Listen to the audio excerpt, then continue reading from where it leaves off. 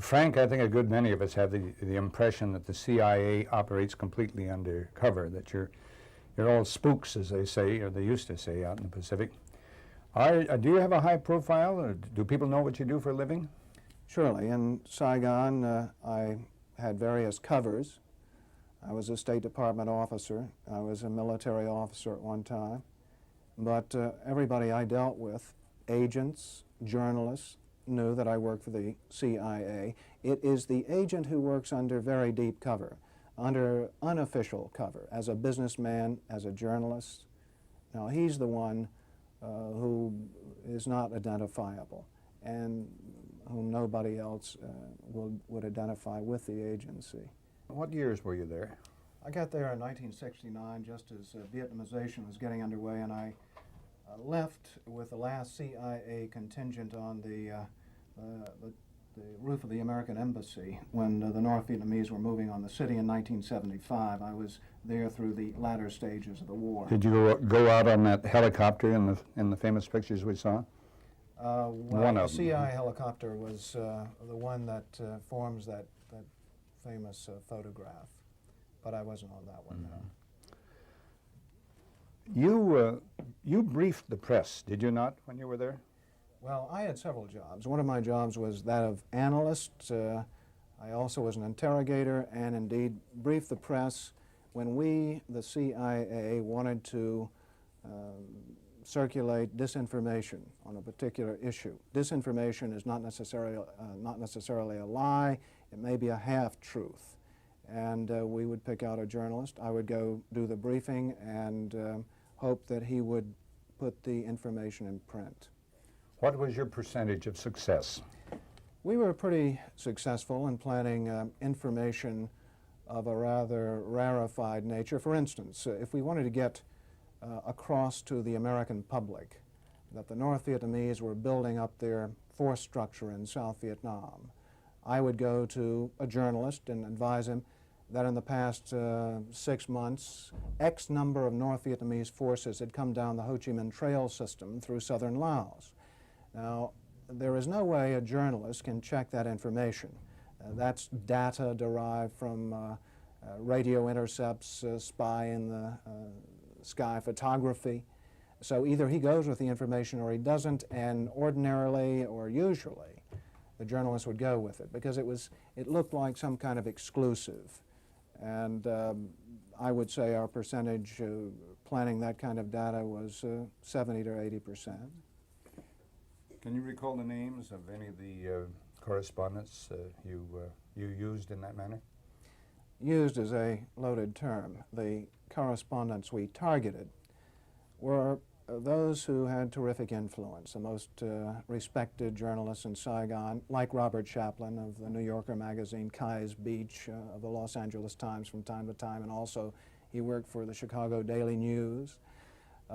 Bud Merrick of U.S. News and World Report, Malcolm Brown of the New York Times, even Maynard Parker of Newsweek magazine. We would go after these gentlemen. I would be directed to cultivate them, to spend time with them at the Caravel Hotel or the Continental Hotel, to socialize with them, and slowly but surely to try to gain their confidence by dolloping out valid information which was true. And then I would drop into a conversation the data that we wanted to get across which might not be true. One piece of data, for instance, that we managed to plan in the New Yorker magazine had to do with a supposed North Vietnamese effort in 1973 to develop airfields along the border of South Vietnam. The reason we wanted to plant this information was that we were trying to persuade the U.S. Congress that Saigon should continue to get a great deal of aid, and that the North Vietnamese were the chief violators of the ceasefire accord. That was printed in the New Yorker magazine under the byline of Robert Chaplin, as indeed was a great deal of such information which we tried to circulate. Considering that you knew the amount of disinformation, or most of it, that was being fed to the correspondents, what do you think, or what did you think, of the quality of reporting that came out of Vietnam? Reporting from correspondents who were operating independently of the agency, who did not rely on agency sources, was very good. I cite in particular Peter Arnett. I remember after the fall of Saigon, one of my jobs was to query journalists who'd stayed in Vietnam after the collapse, and as they came out, I was to get in touch with them and try to persuade them to report on what they'd seen. This was not a disinformation job, it was an intelligence collection operation. I contacted Peter Arnett at Associated Press headquarters and I said, Mr. Arnett, I'm Frank Snepp from the American Embassy. Could you tell me what you saw? And there was a silence on the line and he said, you can read about it in my Associated Press dispatch. He was one of the few journalists who turned me down, however. There were a great many others who were willing to trade their information for information I might have, which was a frequent transaction in Vietnam. Any other reporters you can remember who refused to have anything to do with the CIA? Can you name them? Well, there were lots of young reporters who didn't want to deal with the agency because they were very suspicious. Many of them had come out of the anti-war movement in the United States and had a natural disinclination to trust any official agency. Offhand, the names escape me because, again, we weren't interested in going after the reporter for Ramparts magazine. We were interested in targeting those reporters who could get their material in the New York Times, the Los Angeles Times, and so forth. And once again, I want to make it perfectly clear that we were not hiring these reporters. They were not operating as our spies or as our dupes. But in a war situation, when there are so few sources of information, a reporter may rely on a CIA contact, and he becomes vulnerable. In Saigon, if I planted a piece of information with a reporter, I would ordinarily then try to create an environment in which he could not check the information. I would go to the British ambassador and brief him on the disinformation I had just given the reporter. So when the reporter wanted to cross-check what I'd told him with, say, the British ambassador, New Zealand ambassador, or what have you, he would get false confirmation, the same message coming back at him, and he'd say, aha, I've got proof that Frank Snepp told me the truth, when in fact, what he'd gotten was simply an echo of what I'd given him in the first place, via the British ambassador or other of our friendly diplomatic contacts. Frank, a two-part question. What were the objectives of or what was the objective of the CIA? What about the moral implications of what you were doing in feeding disinformation? Did the objective override the moral implications, moral problems? Well, the objective of the agency in general is to generate intelligence and get it back to Washington, to get at the truth and make sure the policymakers understand it.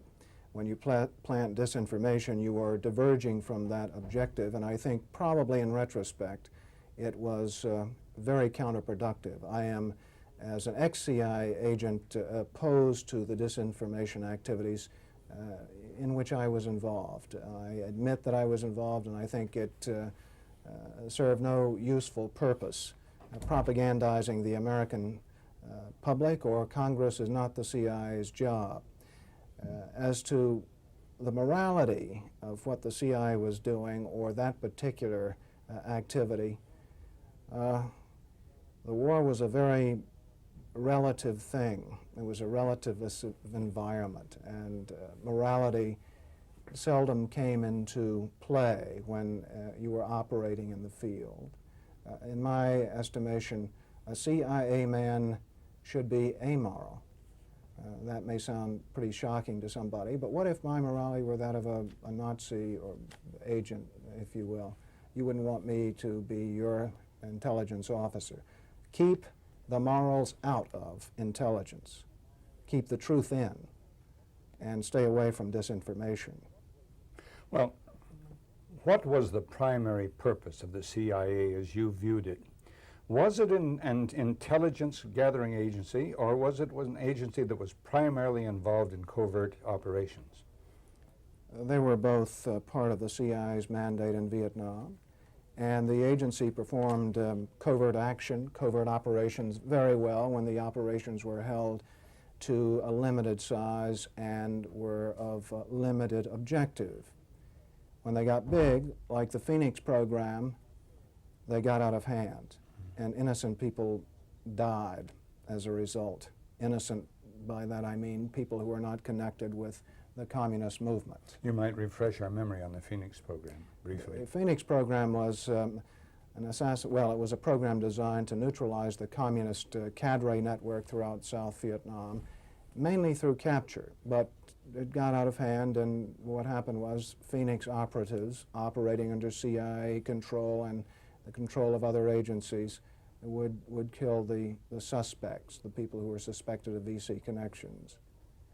Let's talk about Frank Snepp for just a moment. You wrote a book titled Decent Interval, right? It was published. It's on the stands right now.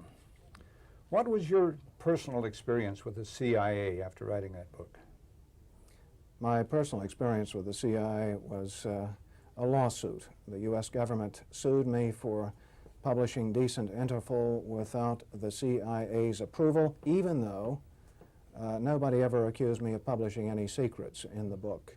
The lawsuit went all the way to the Supreme Court. The Supreme Court came down with a decision which is historic in its implications. The Supreme Court decided that every government worker in a position of trust, whether in the CIA, State Department, National Security Council, has an implicit obligation to submit what he says or writes about his work to the government for censorship. If he doesn't, he is liable to monetary penalties, forfeiture of all of his profits, and all of the profits from Decent Interval.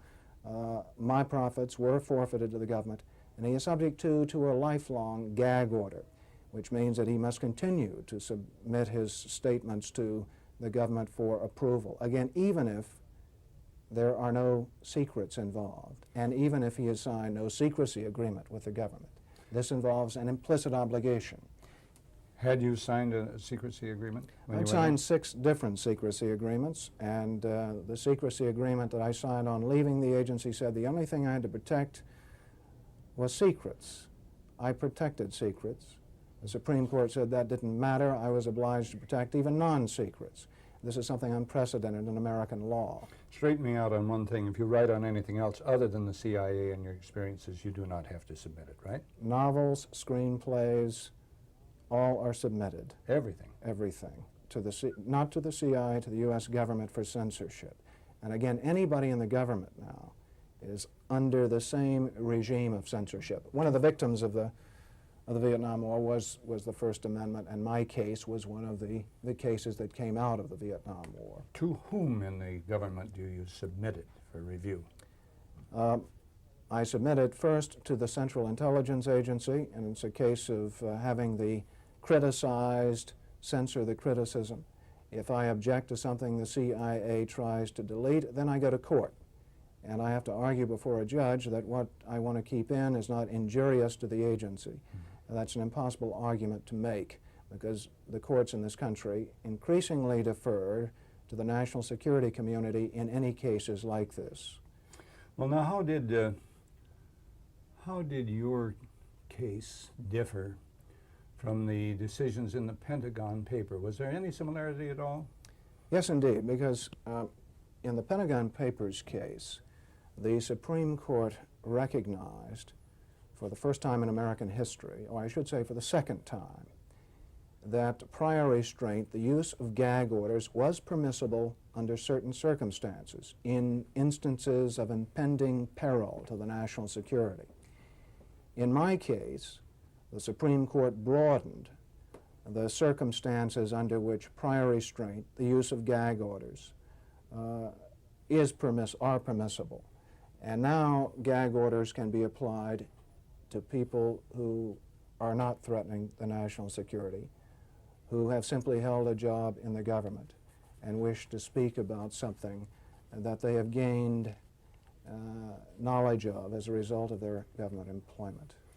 What is your view of the Supreme Court decision in the Pentagon Papers case? It differs with the view normally held by the press. The press views the Supreme Court decision to let the New York Times and the Washington Post publish the Pentagon Papers as a great victory for the journalistic profession and the principle of free speech. My view is somewhat different. As I said before, that decision by the Supreme Court, in effect, recognized the legitimacy of prior restraint and the use of gag orders under certain conditions. And that's something that is not in the press's interests. And yet the press is often so short-sighted as to emphasize the small victories and to neglect the implications of what has been done by a court. Well, as a strategy analyst, you've seen and read the Pentagon Papers, I presume. Was there any breach of security in that, in your opinion? There were several pieces of information in the Pentagon Papers which bore classified labels. As to whether their publication was injurious to the national security, I would say not. Some of the information which bore a classified label was in fact disinformation, information which was not accurate, but nonetheless classified. Can you think of anything that would have given aid and comfort to the Moscow? Absolutely not. The Central Intelligence Agency has itself conducted a post-mortem on the Pentagon Papers, so has the Pentagon. Both have concluded that the publication of the papers had no adverse consequences for national security.